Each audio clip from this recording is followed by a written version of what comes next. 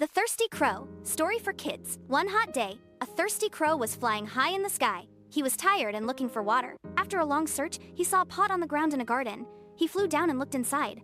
There was a little water at the bottom, but oh no! The water was too low. The crow couldn't reach it with his beak. The crow looked around and got a smart idea.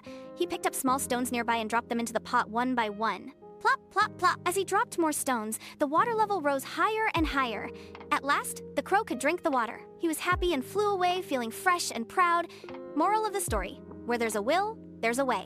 Separate illustration prompts for AI image generation or drawing.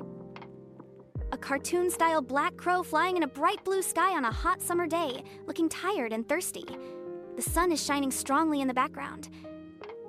The crow spotting a clay pot in a garden. The pot is partly filled with water. The crow is peeking inside with a curious expression. The crow picking up small round stones with its beak near the pot.